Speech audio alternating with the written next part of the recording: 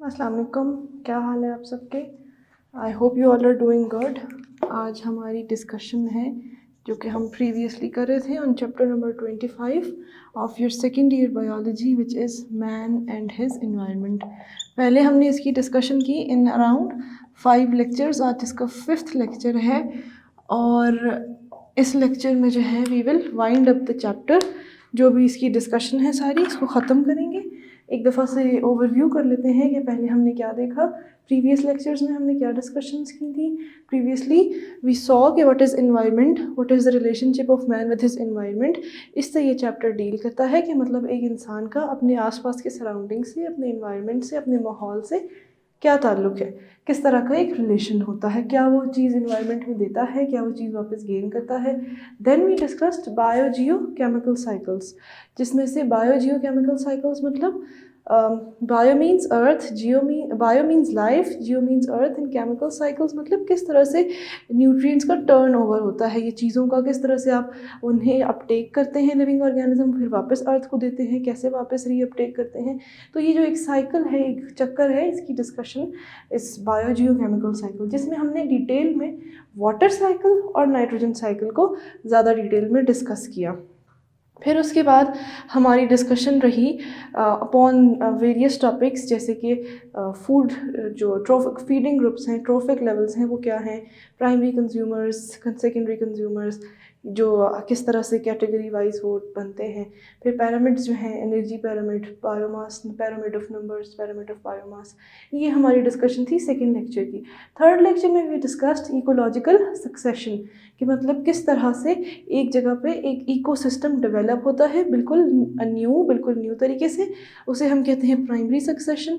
और किसी जगह पे अगर कोई इकोसिस्टम पहले से था और वो किसी हैज़र्ड, किसी कैटास्ट्रफी यानी कि किसी आफत की वजह से जो है वो डिस्ट्रॉय हो गया, तो उसकी जो डिस्ट्रक्शन हो गई, अब उसके बाद जब दोबारा वहाँ पे इकोसिस्टम डेवलप होगा, दैट इज़ सेकेंडरी सक्सेशन। ठीक है। And on the basis of habitat अगर हम देखें तो ecological succession is of 3 types, that is hydrospheres, xerospheres और mesospheres, depending upon the quality, depending upon the amount of water and moisture that is present. अगर बिल्कुल नहीं होगा, dry area है, तो दैट इज़ ज़ेरोस्फीयर, और अगर थोड़ा बहुत है तो दैट इज़ मेसोस्फीयर। और अगर किसी एक्वाटिक इन्वायरमेंट की हम बात करें जहाँ पानी की फरावानी है, तो वो हाइड्रोस्फीयर होगा, वहाँ का जो इकोसिस्टम है। इस चीज़ पे हमारी डिस्कशन हुई। देन वी डिस्कस्ड कि ह्यूमन का क्या इम्पैक्ट है इन्वायरमेंट पे, हमारी जो एक्टिविटीज़ हैं, जो हम काम कर रहे हैं, उससे हमारे इन्वायरमेंट पे क्या असर पड़ रहा है। जिसमें हमने सबसे पहली चीज़ जो एक देखी दैट वाज न्यूक्लियर पावर, और दूसरी चीज़ जो हमने देखी दैट वाज कि न्यूक्लियर पावर के क्या एडवांटेजेस हैं, क्या डिसएडवांटेजेस हैं। फिर हमने चेरनोबिल का जो एक डिज़ास्टर हुआ था इन यूके रेन, वो देखा हमने कि उसमें कितना नुकसान हुआ था, and how the radiation spread, और उन रेडिएशंस की वजह से कितने लोगों को कैंसर्स होते हैं। एक ये चीज़ देखी हमने। Then we discussed what is global warming, what is greenhouse effect, कैसे होती है ग्लोबल वार्मिंग, कार्बन डाइऑक्साइड के लेवल्स ज़्यादा होने से क्या नुकसान हो रहे हैं अर्थ को और इंसानों को भी उसके बदले में अल्टीमेटली। फिर क्योंकि अर्थ दुनिया आपका घर है, जब आपके घर में ख़राबी होगी तो आपको भी रहने में मसला होगा वहाँ। अगर दुनिया में ऑक्सीजन कम होगी तो उसका नुकसान आपको ही तो है, ठीक, और आपकी आने वाली नस्लों को। देन वी डिस्कस्ड कि एसिड रेन क्या होती है, कैसे एसिड रेन, किसी एक जगह पे एसिड होगा, यहाँ पे वोल्केनो इरप्ट हुआ, लेकिन यहाँ से कोई थाउजेंड्स ऑफ किलोमीटर दूर एसिड रेन हो सकती है उसके बदले में। फिर हमने देखा कि उसके नेचुरल कॉजेज़ ये हैं कि किसी आतिशफ़शां का फटना, या जो जंगलों में खुद से नेचुरल फायर्स लग जाती हैं, उसकी वजह से सल्फ़र और नाइट्रेट का कंटेंट, या नाइट्रिक ऑक्साइड और सल्फ्यूरिक एसिड का, नाइट्रिक एसिड का और सल्फ्यूरिक एसिड का कंटेंट ज़्यादा हो जाता है एयर में, ये नेचुरली होता है। लेकिन अगर कुछ काम, कुछ अमल ऐसे हैं जिनके थ्रू हम खुद भी इसको बहुत ज़्यादा कंट्रीब्यूट कर रहे हैं, जैसे कि जो ये गाड़ियों से निकलने वाला धुआं है, फैक्ट्रीज़ और इंडस्ट्रियलाइजेशन जब जितनी ज़्यादा हो गई है उसकी वजह से जो फैक्ट्रीज़ की चिमनी से स्मोक रिलीज़ होती है, और बाकी हमारे वेरियस इस तरह के जो कुछ काम है, जैसे कि बर्निंग ऑफ फॉसिल फ्यूल्स वगैरह, उसकी वजह से सल्फ्यूरिक एसिड और नाइट्रिक ऑक्साइड का कंटेंट ज़्यादा होता है। फिर हमने उसके हार्मफुल इफ़ेक्ट्स देखे कि ये हार्मफुल इफ़ेक्ट्स क्या क्या हो सकते हैं, किस किस जगह पे हो सकते हैं, इंसानों पे क्या हैं, बिल्डिंग्स पे क्या हैं, इन्वायरमेंट पे क्या हैं, प्लांट्स पे क्या हैं। तो this is something that we studied previously. आज का जो हमारा टॉपिक है वो पिछले human impact on his environment की कॉन्टिन्यूएशन ही है, दैट इज़ ओजोन डिप्लीशन, कैसे हम उसमें कॉन्ट्रीब्यूट कर रहे हैं और कैसे ओजोन डिप्लीशन होने से क्या होता है, ठीक है। तो ओजोन डिप्लीशन हम डिस्कस करेंगे। इसके बाद जो हमारा अगला टॉपिक होगा वो एनर्जी सोर्सेज और उनकी डिप्लीशन। डिप्लीशन मतलब किसी चीज़ का कम होना, डिप्लीट होना, आहिस्ता आहिस्ता से ख़त्म होना, उसके लेवल्स कम होना। तो एनर्जी रिसोर्सेज और उनकी एंड देयर डिप्लीशन, ये हमारा अगला लेक्चर, बल्कि अगला टॉपिक इसी लेक्चर का होगा। और इस लेक्चर में हम इस टॉपिक को, इस चैप्टर को इंशाल्लाह सम अप कर देंगे। तो ये थी पिछले पूरे चैप्टर का जो हमने पढ़ा, उसकी एक समरी, उसका एक ओवरव्यू। अभी हम डिस्कशन स्टार्ट करते हैं ओजोन डिप्लीशन से। द ओजोन लेयर, अच्छा ओजोन क्या होती है? Ozone is just simply oxygen but in O3 form. अब हम देखते हैं कि O3 फॉर्म में ऑक्सीजन कैसे बनती है, कहाँ प्रेजेंट होती है, क्या ये पॉइजनस होती है, क्या ये टॉक्सिक यानी जहरीली होती है, तो उस पर हमारी डिस्कशन अभी होगी। The ozone layer protects all life from sun's harmful radiations. The Earth's atmosphere is composed of several layers. The lower layer is called troposphere. कहते हैं कि ओजोन लेयर क्या करती है, हमारे अर्थ के अराउंड एक लेयर प्रेजेंट होती है जिसके अंदर ओजोन गैस फिल्ड होती है। जब वो लेयर जो है हमारे अर्थ को, ये अर्थ है, अर्थ को सन की, जो सन है, इधर से लाइट्स आ रही हैं, रेडिएशंस आ रही हैं, इधर से जो UV radiations, ultraviolet radiations which are harmful, ये उनको अंदर आने नहीं देता, इनको रिफ्लेक्ट कर देता है। कुछ कुछ आ जाती हैं लेकिन मोस्टली को ये रिफ्लेक्ट बैक कर देता है यूवी लाइट्स को। अब होता क्या है, यूवी लाइट्स को, इसके अलावा जो भी हार्मफुल रेडिएशन है, इनको रिफ्लेक्ट बैक कर देता है। अर्थ की जो एटमॉस्फेयर है, it is composed of several layer. जो लोअर लेयर है अर्थ की एटमॉस्फेयर की, इट इज़ कॉल्ड ट्रोपोस्फेयर, ठीक है। अर्थ की एटमॉस्फेयर की जो सबसे लेयर्स ऑफ एटमॉस्फेयर हम देख रहे हैं, ठीक है, layers of atmosphere. Sphere means क्या, कोई गोला, किसी गोले का जो एटमॉस्फेयर है, जो उसकी हवा कह लें या उसका सराउंडिंग कह लें, काइंड ऑफ एनवायरनमेंट कह लें जिसके अंदर वो प्रेजेंट है। तो ये 10 किलोमीटर की ऊंचाई, एल्टीट्यूड पे प्रेजेंट होती है। Then next layer is stratosphere, जो कि 10 से 15 किलोमीटर की एल्टीट्यूड यानी कि ऊंचाई पे मौजूद होती है, ठीक है, above the earth surface in stratosphere. The ozone layer is concentrated in 15 to 30 kilometre above the Earth's surface in stratosphere. इसके बाद आती है ओजोन लेयर, जो कि 15 से 30 किलोमीटर ऊपर है, स्ट्रेटोस्फेयर के 15 से 30 किलोमीटर ऊपर है इसके फर्दर, ठीक है। The ozone layer contains O3 molecules, ठीक है, ओजोन लेयर के अंदर O3 मॉलिक्यूल्स होते हैं। It is constantly being formed and broken down in the high atmosphere. Today there is widespread concern that ozone layer is deteriorating. Deteriorating means, deteriorating का मतलब होता है कि टूटना, ब्रेक डाउन होना, डिसइंटीग्रेट होना, ठीक है। तो ये क्यों डिसइंटीग्रेट हो रही है? ओजोन कॉन्स्टेंटली ब्रेक हो रही होती है, फॉर्म हो रही होती है, लेकिन एक इक्विलिब्रियम में, जितनी ब्रेक उतनी फॉर्म, तो overall net change, overall change कुछ नहीं होता। लेकिन अब क्या एक कांस्टेंट बिलीफ है कि ओजोन लेयर की जो है कांस्टेंट ब्रेक डाउन हो रही है, और वो हमारी हरकतों की, हमारे कुछ कामों की वजह से हो रही है, ह्यूमन्स के ने जो पोल्यूशन क्रिएट की है, और ख़ास तौर पे ऐसी पोल्यूशन, ऐसे केमिकल्स का रिलीज़ जिनके अंदर हो क्लोरीन और फ्लोरीन, ठीक है। क्लोरीन और फ्लोरीन ओजोन लेयर के दुश्मन हैं, ठीक है। तो ये क्या करते हैं, ये जाके ब्रेक डाउन कर देते हैं ओजोन लेयर का, ठीक है, O3 के अंदर ब्रेक डाउन्स करना शुरू कर देते हैं। Ozone is a bluish, explosive and highly poisonous gas. In the stratosphere, the normal concentration of ozone is about 0.1 ppm, यानी कि पार्ट्स पर मिलियन, 1 मिलियन का 0.1 हिस्सा जो है स्ट्रेटोस्फेयर में, सिर्फ वो है ओजोन, कंपेयर्ड विथ 0.02 पार्ट पर million in the lower atmosphere. Upper atmosphere में कितनी है? 0.1 पार्ट्स पर मिलियन, जो कि ये ज़्यादा है वहाँ पे, ठीक है। और लोअर एटमॉस्फेयर में 0.02 पार्ट्स पर मिलियन ऑफ ओजोन है, ठीक है। अच्छा, अब ये इसकी कॉम्पोजिशन है, क्या है?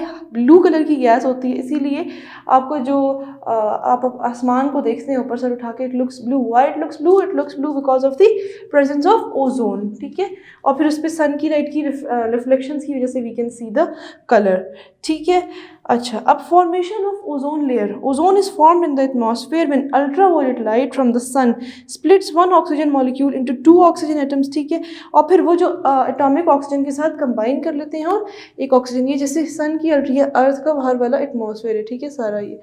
अब क्या है कि sun is basically earth is revolving, और सन जो है वो मतलब डिफरेंट पार्ट सन अर्थ के सन के सामने डिफरेंट फेजेस ऑफ जब उसकी ऑर्बिट हो रहा होता है उसमें आ जाते हैं. ठीक है, तो अगर एक पार्ट को हम देखें तो यहाँ पे क्या होगा, अल्ट्रावायलेट लाइट्स आई, यहाँ पे ऑक्सीजन के मॉलिक्यूल को इन्होंने ब्रेक किया इनटू O और O. ठीक है, आप इसको इस तरह से लिख लें 2O. ठीक है, अब ये 2O और एक ऑक्सीजन मिल के क्या बनाएंगी, O3. ठीक है, प्लस O, या कुछ 2 O3 बना लेंगे. इस केमिकल रिएक्शन को आप बैलेंस करके देख लें. तो कहने का मकसद ये है कि अल्ट्रावायलेट लाइट सन की जो आई, उन्होंने oxygen, atmospheric oxygen diatomic molecular form में जो होती है उसको ब्रेक डाउन करके सिंगल आपको जब ऑक्सीजन दे दिया, एटम सिंगल ऑक्सीजन का, तो उसने O2 के साथ मिलके क्या बना लिया, ओजोन. ठीक है, क्योंकि हमें पता है O2 जो है वो हाईली मतलब अनस्टेबल नहीं होती, स्टेबल होती है, अनरिएक्टिव होती है. नॉर्मली इसको तोड़ने के लिए हमें बहुत ज़्यादा एनर्जी चाहिए होगी. तो ये जो इसको तोड़ा हमने सिंगल एटॉमिक ऑक्सीजन ने, उसके लिए बहुत ज़्यादा एनर्जी कहाँ से आई, सन की अल्ट्रावायलेट रेडिएशन से. तो ये फॉर्मेशन हो गई ओजोन लेयर की. Causes of ozone layer depletion. Ozone molecule splits into 1 oxygen atomic form and 2 oxygen in molecular form. ठीक है, क्या होता है कि ओजोन की जो मॉलिक्यूल्स हैं अगर वो टूट जाएं तो क्या होगा, अगर O3 टूट जाए तो आपके पास एक ऑक्सीजन एटॉमिक फॉर्म में यानी कि O, और क्या होगा, O2 बनेगा ना. 3 ऑक्सीजन आपने पूरे करने हैं. जब ओजोन का ब्रेक डाउन होगा तो ये फॉर्म आएगी. In the stratosphere there is a group of commercially important compounds called CFCs, जिन्हें हम कहते हैं क्लोरोफ्लोरोकार्बन्स. ठीक है, ये स्ट्रेटोस्फेयर के अंदर CFCs प्रेजेंट होते हैं, chlorofluorocarbons. These have been used as propellants in aerosol cans, coolants in air conditioners and refrigerators, foam for insulation and packing cleaners in the electronic industry. Ultraviolet radiations break CFCs and similar compounds into chlorine, fluorine and carbons. ठीक है, क्योंकि ये क्या है, chlorofluorocarbons, CFCs. Under certain stratospheric conditions chlorine और fluorine are capable of reacting with ozone, converting it into molecular oxygen and atomic oxygen. अब क्या होता है कि हमारे कुछ प्रोपेलेंट्स, कुछ जो एरोसोल स्प्रेज होते हैं, जो कैन्स होते हैं उनके अंदर, और फिर कुछ जो है गाड़ियों के धुएं से निकलते हैं CFCs. ये CFCs क्लोरोफ्लोरोकार्बन्स जाके क्या करते हैं, इनके अंदर ये एबिलिटी होती है कि ये ओजोन को तोड़ सकें ऑक्सीजन सिंगल, मोनोटॉमिक और डायटोमिक ऑक्सीजन में. यानी इनके अंदर जितने भी CFCs होंगे वो जाते जा रहे हैं और जाके ओजोन की ब्रेक डाउन करते जा रहे हैं. और ओजोन वो लेयर है जिसने हमें अर्थ की अल्ट्रावायलेट रेडिएशन से बचाया हुआ है. तो जब ये ओजोन की लेयर को ब्रेक डाउन करके उसे एटॉमिक ऑक्सीजन और दूसरी O2 में कन्वर्ट कर देंगे तो हम किस तरह से बच पाएंगे सन की हार्मफुल लेयर से, जिससे हमें ओजोन बचाती थी. ठीक है, तो इस तरह से ओजोन डिप्लीट होती जा रही है. इन CFCs की वजह से, इन पोल्यूटेंट्स की वजह से क्या हो रहा है कि ओजोन का लेवल कम होता जा रहा है, लेयर उसकी पतली होती जा रही है, क्योंकि ओजोन ज़्यादा कन्वर्ट होती जा रही है. इस फॉर्म से ओजोन की कन्वर्जन हो रही है उस फॉर्म में. ठीक है, ऑक्सीजन में. Ozone molecules in the atmosphere absorb incoming lights, ये हमने देखा, और हमें ये प्रोटेक्ट करती हैं. अब क्या होगा कि अगर ये लाइट्स, ओजोन की लेयर कम हो गई है, अल्ट्रावायलेट, ये पहले इतनी मोटी अगर लेयर थी तो ये अब इतनी होती जा रही है, तो इसके पतले होने से क्या होगा कि ये लाइट जो अल्ट्रावायलेट रेडिएशन है ये कुछ ज़्यादा रिफ्लेक्ट होने के बजाय ज़्यादा अंदर आएंगी, शायद कुछ रिफ्लेक्ट हो जाए. फिर जब ओजोन की लेयर कुछ सालों बाद आज से और पतली होगी तो हो सकता है कि सारी की सारी अल्ट्रावायलेट रेडिएशन सन की अर्थ पे आ जाए. तो इससे क्या होगा, excessive exposure to ultraviolet radiation से हमें हेल्थ प्रॉब्लम्स हो सकते हैं, जैसे कि sunburn, premature ageing of skin, और सबसे ज़्यादा इंपॉर्टेंट स्किन कैंसर्स और कैटरैक्ट्स. कैटरैक्ट कहते हैं आंख में जो सफ़ेद चीज़ आ जाती है, दैट इज़ मोतिया जैसे हम कहते हैं. तो स्किन कैंसर, आपको स्किन के कैंसर्स बहुत ज़्यादा आजकल भी होने लग गए हैं, हालांकि अभी ओजोन की लेयर ख़त्म नहीं हुई. तो हमें इसके ऊपर वर्कआउट करना है, अपनी इन्वायरमेंट को बचाना है. तो cataract, skin cancer, sunburn, skin के रैशेज़, स्किन का जलना और इस तरह के डिजीज़ेस और हमें हो सकते हैं, और बल्कि हो भी रहे हैं. Photosynthesis by phytoplankton is also affected and reduced by ultraviolet radiations. Phytoplanktons क्या होते हैं? छोटे छोटे ऑर्गेनिजम्स होते हैं जो कि फोटोसिंथेसिस से अपना खाना बनाते हैं। और असल में अगर ये अल्ट्रावायलेट रेडिएशन ज़्यादा आती हैं अर्थ के ऊपर तो उनके लिए ये उनकी फोटोसिंथेसिस की एबिलिटी कम हो जाती है, क्योंकि लाइट सब फिल्टर होकर नहीं आ रही सन से, उसमें अल्ट्रावायलेट रेडिएशन भी आ रही है। और इस रेडिएशन को यूज़ करना था फाइटोप्लैंक्टन ने, अब वो इसे कम इस्तेमाल कर रहे हैं, तो इसका मतलब है फाइटोप्लैंक्टन बनना शुरू हो जाएंगे। जब फाइटोप्लैंक्टन बनना शुरू हो जाएंगे, उसको खाने वाली छोटी मछलियाँ खत्म होती जाएंगी। उन छोटी वो मछलियाँ खत्म होंगी तो बड़ी मछलियों का खाना खत्म हो जाएगा, बड़ी मछलियाँ खत्म होंगी तो वेल्स का खाना खत्म हो जाएगा। जब इनका खाना खत्म होगा तो इनको हम खाते हैं, हमारे खाने की एक रिसोर्स खत्म हो जाएगी। तो एक ये साइकिल शुरू हो जाता है जिससे शदीद नुकसान है हमें। तो इसके लिए हमें कुछ कंजर्वेशन यानी कि इनको अपनी अर्थ को, अपनी इन्वायरमेंट को बचाने के लिए कुछ काम करने हैं।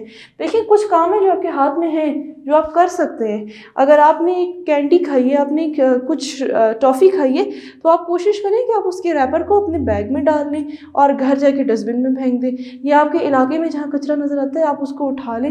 इसमें कोई बुराई नहीं है, कोई छोटा नहीं हो जाता कचरा उठाने से, किसी जगह से या किसी जगह को साफ़ करने से। ये इंसान की अज़मत की निशानी होती है। हमारे प्यारे नबी हज़रत मोहम्मद सल्लल्लाहु अलैहि वसल्लम वो भी तो ये काम करते थे। जब वो ये काम करते थे उन्होंने हमें क्या कहा है? सफ़ाई निस्फ़ ईमान है, ये हमारे दीन का हिस्सा है। तो हमें ये छोटी छोटी चीज़ें करनी चाहिए, अपने माहौल को साफ़ रखना चाहिए, अपने आप को साफ़ रखना चाहिए। जो इंसान साफ़ होता है उसकी सोच भी साफ़ होती है। तो दीज आर सम थिंग्स कि आपको इनका ख्याल रखना चाहिए। और जिन लोगों को अवेयरनेस नहीं है आपको उनको अवेयरनेस देनी चाहिए। अगर कोई आप पे हंसता है तो हंसने दें, आप एक ठीक काम कर रहे हैं, और जो ठीक काम करते हैं वो लोग तनकीद का निशाना बनते हैं। लेकिन आपने ये ख्याल करना है, आपने किसी जगह पे गंदगी का सबब नहीं बनना। आपने अपना घर को साफ़ करके और जो है गली के कोने पे जाके कचरा फेंक देंगे तो दैट इज़ नॉट गुड, ठीक है। और दूसरा ये कि कम से कम प्लास्टिक का इस्तेमाल करें, because we all know that it takes around 300 to 400 years to break down plastic. और तकरीबन 150 साल आपको लगते हैं जो गंदी क्वालिटी के प्लास्टिक हो, जो जल्दी गल जाए, उसको भी इतने साल लगते हैं। तो आपने ये चीज़ें जो है देखनी है। इट टेक्स एक प्लास्टिक जो आप दिन में 100 दफ़ा, एक कैंडी का रैपर प्लास्टिक है, आपने साबुन निकाला प्लास्टिक के अंदर से, आपको खाना आया प्लास्टिक के रैपर में, और उस प्लास्टिक को ब्रेक डाउन करने में इतने हंड्रेड्स ऑफ ईयर्स लग जाते हैं। तो अगर आपके घर के पास कोई इलाके हैं जहाँ पे मट्टी के होल्स होते हैं, आप कोशिश करें कि अपना जो कचरा है वो उसके अंदर दबा दें, ताकि उसकी जो ब्रेक डाउन प्रोसेस है, उसका डीटोरिएशन का प्रोसेस है, वो जल्दी शुरू हो, ठीक है। और दूसरा, कोशिश किया करें कि ऑर्गेनिक चीज़ों पे आ जाएं, वो चीज़ें जो कि डीकम्पोज हो सकती हैं उनके ऊपर आएँ। लाइट्स अपने घर में ऑफ किया करें। फ्यूल का ज़्यादा, अगर आप उस चीज़ को अफोर्ड कर सकते हैं तो भी, बात ये नहीं है कि मैं पैसे दे सकता हूँ तो मैं बिजली जलाऊँगा। इट्स बिकॉज आपने ब्रॉडर लेवल पे सोचना है कि आपके मुल्क में, आप एक थर्ड वर्ल्ड कंट्री हैं, तो आपके मुल्क में किस कदर मेहनत से और किस कदर जो है वो कंजम्पशन के थ्रू प्रोड्यूस हो रही है ये बिजली। तो अगर आप बंद करेंगे एक बल्ब जो एक्स्ट्रा जल रहा है तो उससे कितने वॉट्स ऑफ बिजली बचेगी, आपने ये थॉट रखनी है। वो वॉट्स ऑफ बिजली किसी और के काम आ सकती है, उससे लोड शेडिंग कुछ हद तक तो कम हो सकती है। हमने वो करना है जो हम कर सकते हैं। हमने ये नहीं देखना कि अगला क्या कर रहा है या क्या नहीं कर रहा। हम वोट क्यों देते हैं? आपका एक वोट, इस तरह से आपका एक वोट दूसरे का एक वोट मिलके आपके कंट्री के 20 करोड़ वोट्स बना देते हैं, या जितनी भी पॉपुलेशन है वोट देने की जिनकी एबिलिटी है। तो दिस इज़ समथिंग जो कि आपके अंदर शऊर होना चाहिए। आपको क्वालिटी डिस्कशंस किया करें अपने दोस्तों के साथ, ही हा फेसबुक और इंस्टाग्राम और खेल खिलाड़ी, ये बातें भी, this is also part of life, लेकिन इसको एक हद में रख के अपने दोस्तों से डिस्कस किया करें। वर्ल्ड की क्या सिचुएशन है, ग्लोबल वार्मिंग के ऊपर डिस्कशंस करें, ताकि आप लोगों के बात करने की सलाहियत पैदा हो, दिमाग खुले। जब आप बात डिस्कस करते हैं तो आपके अंदर सवाल खुद पैदा होते हैं, आप उनको खोजने की आपके अंदर एक शौक पैदा होता है। तो दिस इज़ समथिंग कि ये एक मैसेज है, ये टेक होम मैसेज है। इन चीज़ों की भी आपको पढ़ाई के साथ बहुत ज़रूरत है, ठीक है। तो यहाँ पे हमारा ओजोन डिप्लीशन का टॉपिक ख़त्म हुआ। Let's come to the energy resources and their depletion. Energy resources वो सोर्सेज जहाँ से हमें एनर्जी मिले, ठीक है। एनर्जी रिसोर्सेज की हम अगर डिविजन्स करें, काइंड्स ऑफ नेचुरल रिसोर्सेज में we have got renewable resources जो कि रिन्यू हो सकें, और वो रिसोर्सेज जो कि रिन्यू ना हो सकें। We have got renewable resources and non renewable resources, ठीक है। रिन्यूएबल रिसोर्सेज में जो है हमारे पास वो रिसोर्सेज हैं जो कि ख़ुद को जो कि ख़ुद को रिप्लेस कर सके, जैसे कि एयर, हवा अपने आप को रिप्लेस कर लेती है, हवा मौजूद होती है। लाइक अगर आप हवा को यूज़ करके इलेक्ट्रिसिटी बना रहे हैं तो air is still there and it is renewable. Water भी रिन्यूएबल है। Land and wildlife is renewable. Living organisms use these resources continuously, लेकिन ये रिप्लेस हो सकती हैं। कैसे रिप्लेस होती थी? हमने जब बायो जियो केमिकल साइकिल्स पढ़े थे, वाटर साइकिल के थ्रू वाटर रिप्लेस होगा, नाइट्रोजन साइकिल के थ्रू नाइट्रोजन साइकिल के वेरियस स्टेप्स थे, एसिमिलेशन, नाइट्रोजन फिक्सेशन, डीकम्पोजिशन और डीनिट्रिफिकेशन। तो उसके थ्रू क्या हो रहा था कि नाइट्रोजन कभी ऑर्गेनिक मटेरियल में आ रही थी, इंसान उसको ले रहे थे, प्लांट्स ले रहे थे, फिर वापस वो अर्थ को मिल रही थी, बैक्टीरिया उसको कन्वर्ट कर रहे थे। तो ये इस तरह से एक प्रोसेस चल रहा था। तो इस तरह से जो रिसोर्सेज रिन्यू हो सकती हैं, रिप्लेस हो सकती हैं, उन्हें हम कहते हैं renewable resources. Non renewable resources are formed at a rate much slower than environmental consumption. These are exhaustible and cannot be replaced if destroyed. Non renewable resources जो हैं वो एग्जॉस्टेबल होती हैं। एग्जॉस्टेबल मतलब एग्जॉस्ट हो जाती हैं, ख़त्म हो जाती हैं, वापस रिन्यू, वापस रिप्लेस, वापस तब्दील नहीं हो सकती। एक दफ़ा इस्तेमाल कर ली तो वो चीज़ ख़त्म हो गई। जैसे कि कोयले को आपने जला लिया तो कोयला ख़त्म, उसके बाद वो दोबारा तो यूज़ नहीं हो सकता जब टोटली जल जाए। ऑयल, नेचुरल गैस और नॉन मेटालिक मिनरल्स कुछ, तो इनको अगर आप इस्तेमाल कर लें तो ये ख़त्म हो जाते हैं। तो कुछ चीज़ें नॉन रिन्यूएबल और कुछ रिसोर्सेज रिन्यूएबल होती हैं। इसी तरह से कुछ रिसोर्सेज आपके पास कन्वेंशनल होती हैं और कुछ होती हैं नॉन कन्वेंशनल रिसोर्सेज। ठीक है, अच्छा, आपके पास कुछ रिसोर्सेज हैं कन्वेंशनल और कुछ नॉन कन्वेंशनल। कन्वेंशनल मतलब जो बहुत अरसे ज़माना दराज से जो रिसोर्सेज इस्तेमाल हो रही हैं वो रिसोर्सेज कन्वेंशनल, बहुत पहले से हमारे बाप दादा और उनके बाप दादा के ज़माने से ये रिसोर्सेज इस्तेमाल हो रही हैं। अब हम इसमें देखते हैं एग्जांपल्स किस किस तरह की चीज़ें हैं। जैसे कि फॉसिल फ्यूल्स क्या होते हैं? कोल, ऑयल, वुड्स, इनको जला के एनर्जी का इस्तेमाल करना। और सोर्सेज ऑफ एनर्जी जैसे कि पीट भी क्या है? जो कोल की जो एक फॉर्म होती है, जैसे कोयला डिफरेंट तरह का होता है ना। आपने जब कोल की कॉम्पोजिशंस पढ़ी होंगी आई थिंक केमिस्ट्री में, ब्यूटामीन होता है, पीट होता है, हर किसी के अंदर कार्बन का कंटेंट डिफरेंट होता है। तो जितना कार्बन की परसेंटेज होती है तो उसी हिसाब का कोयला होता है। कहते हैं नहीं एक अच्छा कोयला एक बुरा कोयला, तो वो उसके ऊपर डिपेंड करता है कि उसमें कार्बन का कंटेंट, चारकोल कंटेंट कितना है। ठीक है, ह्यूमंस जो है वो कन्वेंशनल रिसोर्सेज जो हैं उन्हें इस्तेमाल करना क्यों पसंद करते हैं? क्योंकि ये थोड़ी इनएक्सपेंसिव होती हैं, इकोनॉमिकल होती हैं, फ्रेंडली ऑन योर पॉकेट होती हैं, यानी कि सस्ती, चीप होती हैं। ठीक है, और फिर उसके बाद जो है इसमें जो टेक्नोलॉजीज़ हैं हम इस्तेमाल करते हैं वो हर वक्त इस्तेमाल हो सकती हैं। जैसे कि फॉसिल फ्यूल है, अगर आपको कोयले से को जलाना है या आपको गैस को जलाना है, ऑयल को जलाना है, तो you can do it around the clock. 24 घंटे किसी भी वक्त आप ये काम कर सकते हैं। जबकि अगर आप हवा को इस्तेमाल करके एनर्जी बनाना शुरू करें तो वो आप सिर्फ उसी वक्त कर सकते हैं जिस वक्त हवा चल रही है। ठीक है, या दिन के टाइम या रात के टाइम जब हवा चल रही है।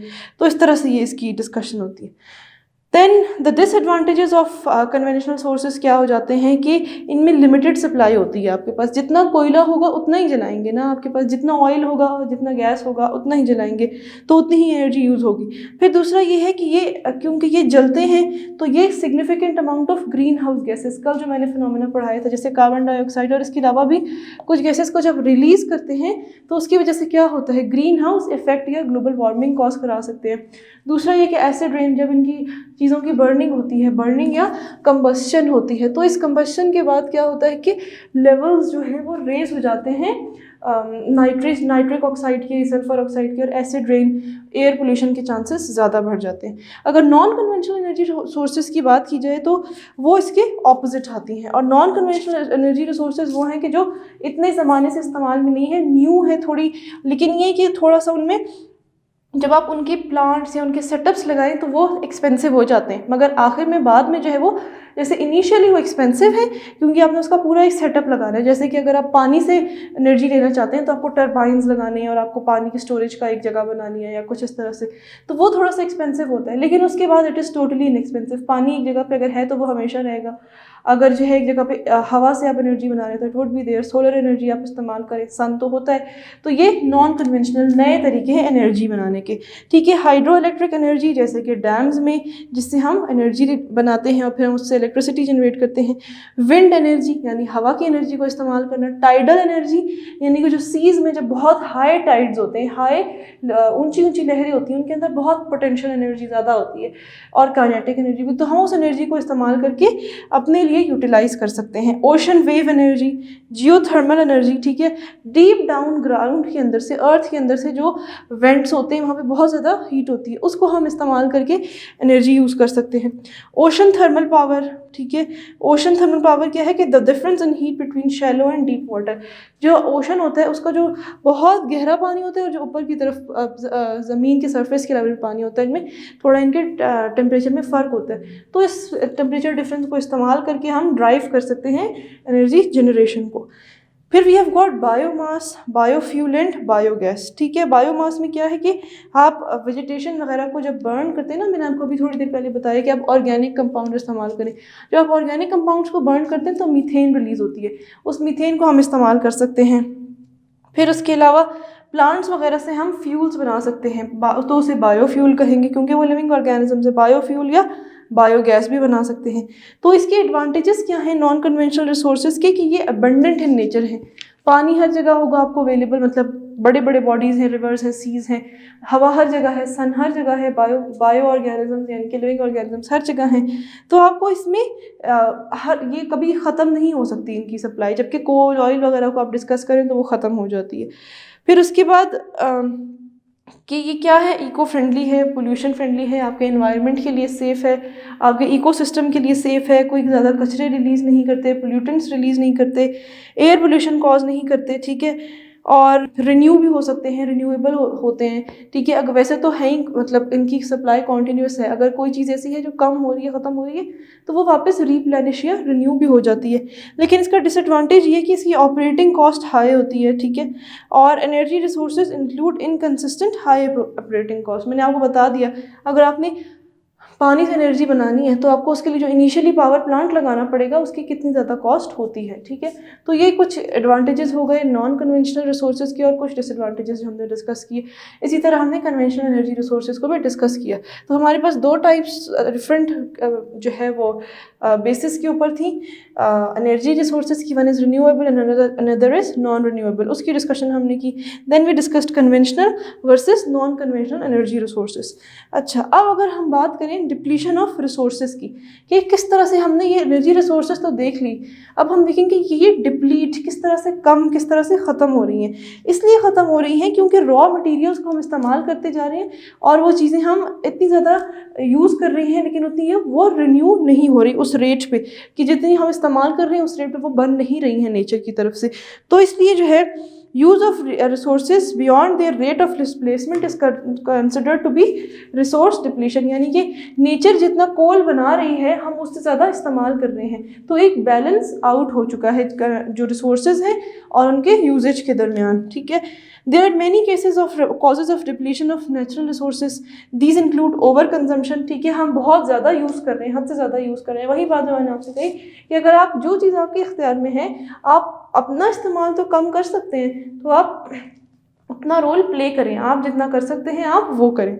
एक्सेसिव और अननेसेसरी यूज़ ऑफ रिसोर्सेज, जब ज़रूरत नहीं है तब मत इस्तेमाल करें। जब आपको घर ठंडा, जब आपको घर गर्म है तो आपको ज़रूरत नहीं है कि आप उस वक्त हीटर ऑन करके बैठें और खामखा में एनर्जी वेस्ट करें, हीट वेस्ट करें अपने इन्वायरमेंट में। या अगर आपके जो है घर में ठंडक है, जिस वक्त रात का टाइम है, तो आप उस वक्त एसी ना चलाएं, आप उस वक्त पंखे ना चलाएं, थोड़ी देर बंद कर दें, थोड़ी देर ऑन कर दें। तो माइंडफुल यूज़ करें इन चीज़ों का, ठीक है।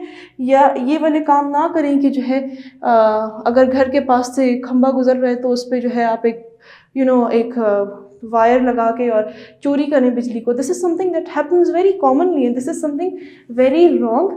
आपके घर में जो वो बिजली आएगी वो हराम बिजली है, तो डैट इज़ हराम, because you are taking it by हराम मीन्स आप चोरी कर रहे हैं, आप डाका डाल रहे हैं।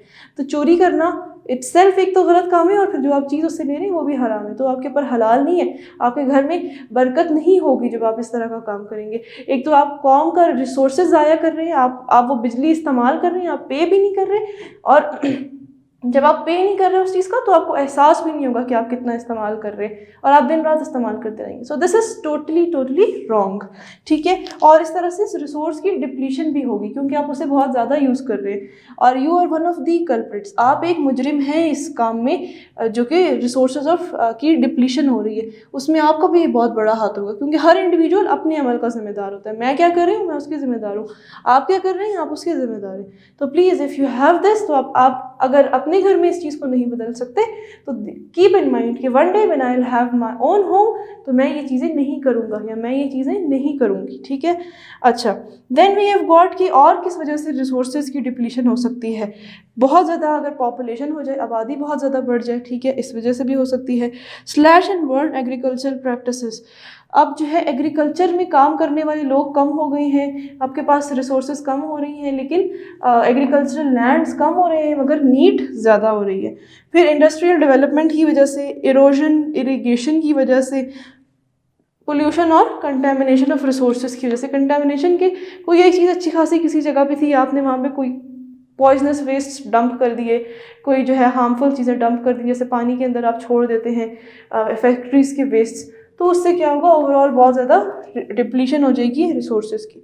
तो ये हमारी डिस्कशन ओजोन डिप्लीशन और एनर्जी रिसोर्सेज और उनकी डिप्लीशन पे ख़त्म हुई। Now we have a small topic that is protection of environmental resources. आप कैसे उसे बचा सकते हैं, तो यहाँ पे we have got the role of government और role of non government organization, जिसे हम कहते हैं NGOs। वो आप रीड करने के किस तरह से गवर्नमेंट ने वेरियस अथॉरिटीज़ बनाई हुई हैं, वेरियस कमेटीज़ हैं, डिपार्टमेंट्स हैं, वाइल्ड लाइफ को सेव करने का डिपार्टमेंट है, फॉरेस्ट का डिपार्टमेंट है। बट द थिंग इज़ कि वहाँ पे भी वो लोग जाते हैं जो इनकॉम्पिटेंट होते हैं मोस्ट ऑफ द टाइम्स, ठीक है। कॉम्पिटेंट लोग भी जाते हैं। व्हेन यू आर इनकॉम्पिटेंट, जब आप किसी काम को करने के अहल या एबल हैं ही नहीं, आप फॉरेस्ट के डिपार्टमेंट में चले गए हैं, how will you save the forest, you don't know. इसके लिए आपको साइंस पढ़ना ज़रूरी होता है, ठीक है। इसके लिए आपको इकोनॉमिक्स की नॉलेज ज़रूरी होनी चाहिए, you know how you relate कि एक जगह पे एक पॉपुलेशन कितनी है, क्या सीड्स देने हैं, क्या नहीं देना, क्या हार्मफुल चीज़ें हैं। तो आपको जो है ब्राइट माइंड्स की ज़रूरत है आपके डिपार्टमेंट्स में। क्यों पाकिस्तान तरक्की नहीं कर रहा जिस रेट से करनी चाहिए, वो मुल्क जो हमारे साथ बने थे वो कहाँ से कहाँ पहुँच गए। दैट्स बिकॉज हम लोगों की, हमारी खुद की नीयत में खोट है, ठीक है। बिकॉज वी फाइंड शॉर्टकट्स, हम लंबा procedure which is the correct way उसको परस्यू नहीं करते। साइंस की स्टडी इसीलिए ज़रूरी है। आप किसी भी डिपार्टमेंट में जाओ, it's not necessary that you be a doctor और you be an engineer. Wherever you go you have to excel, you have to give your best, ठीक है। अपने बेस्ट देना होता है। तो आप इस तरह से गवर्नमेंट की वाइल्ड लाइफ कंजर्वेशन डिपार्टमेंट्स हैं और इन्वायरमेंटल कंजर्वेशन के डिपार्टमेंट्स हैं, railways, roads, mines, irrigation systems और इनको देखने वाले डिपार्टमेंट्स हैं। लेकिन वही बात है कि we don't have competent people working in the right field. If I am competent in medicine, I should do MBBS and I should work there, ठीक है। अगर मैं एक कॉम्पिटेंट फॉरेस्ट ऑफिसर बन सकता हूँ तो मुझे एक इंजीनियर बनने की ज़रूरत नहीं है, मुझे इंजीनियरिंग डिपार्टमेंट में नहीं जाना, ठीक है। Then I should not be taking fake degrees, I should not be doing cheating in my exams. If I do cheating in my exams, cheat करके जो लोग पढ़ते हैं वो कहीं पर भी कामयाब नहीं हो सकते। वो उन लोगों के अंदर सेल्फ सेटिस्फैक्शन नहीं होती, बिकॉज दे नो कि इतने मार्क्स मैंने 900 और 1000 फ्रॉम अपने इलाके में जाके, अगर if I got these marks, that is not my own, you know, मेरी अपनी मेहनत नहीं है वो। तो उन लोगों के अंदर सेल्फ कॉन्फिडेंस नहीं होता, वो अच्छे सिटीजन, अच्छे शहरी नहीं बन सकते। So please do study, get the concepts of science और उनको अपनी ज़िंदगी में अप्लाई करें। आपको मैं बायोलॉजी पढ़ा रही हूँ और also studying physics and chemistry, आप उसको लिंक करें इसके साथ, ठीक है। एंड एक अच्छे शहरी बने। Your biology topics are about to end, I think 1 or 2 chapters are left, लेकिन प्लीज़ अपने साथ ये मैसेज भी लेके जाएं, जो आपने सीखा उसके साथ ये मैसेज भी लेके जाएं कि we have to be good citizens. आपको अच्छे शहरी बनना है। प्लीज़, आई वुडंट वांट, मेरी आप लोगों से एक रिक्वेस्ट है कि जो मैंने आप लोगों को बायोलॉजी पढ़ाया इसके बाद आप किताब पढ़ें, बहुत ईजी हो जाएगा आपके लिए। You don't have to cheat in your exams. अपनी मेहनत पे जो आप कर सकते हैं वो आप खुद करें। Challenge yourself, test your yourself कि मैं कितना कर सकता हूँ, ठीक है। सो बी गुड सिटीजन्स, अपने मोरल्स, अपने प्रिंसिपल्स, अपने जो इखलाकियात हैं उनके लेवल्स को हाई करें, ठीक है। चीटिंग तो कोई भी कर सकता है, it's not something big. B big people, ठीक है, अच्छे इंसान बने, विजडम वाले लोग बने, वो लोग बने जिनकी सोच बड़ी हो, जो बड़े काम करने वाले लोग हों। हमारे बलूचिस्तान से ही ऐसे ऐसे नाम निकले हैं, from Khuzdar to Gwadar to Pishin, ऐसे ऐसे नाम निकले हैं जस्ट बिकॉज कि वो मेहनत करने वाले लोग थे, ठीक है। We have got all the potential, हमारे अंदर हर तरह का, हमारे जहन बहुत ज़रखेज़ हैं, लेकिन हमें उसको सही डायरेक्शन में इस्तेमाल करने की ज़रूरत है। तो आई ट्राइड कि मैं आपको जो है इस चैप्टर में, इस लेक्चर में थोड़ा सा इथिकली, क्योंकि हम क्या पढ़ रहे हैं, मैन एंड हिज इन्वायरमेंट, तो एक तो हमारे इन हरकतों का जो है, जो हम एग्जॉस्ट कर रहे हैं अपनी एनर्जीज़ को, अपने रिसोर्सेज को, उसका तो कसूर है ही, उसके अलावा हमारे मोरल वैल्यूज़ कम हैं, उन मोरल वैल्यूज़ की वजह से भी हमारा इन्वायरमेंट डिस्ट्रॉय हो रहा है, ठीक है। तो this was your discussion of this chapter, it's near about ending. Role of NGOs और गवर्नमेंट ऑर्गेनाइजेशंस का वही है कि they make committees and then they try to work on it, and we all know कि कितना जो है work हो रहा है, but still we can always hope for the best, और जो हम कर सकते हैं वो हम करेंगे। तो यहाँ पे आपका lecture of man and his environment which was the last lecture of this chapter ख़त्म हुआ, आपका चैप्टर एंड हुआ।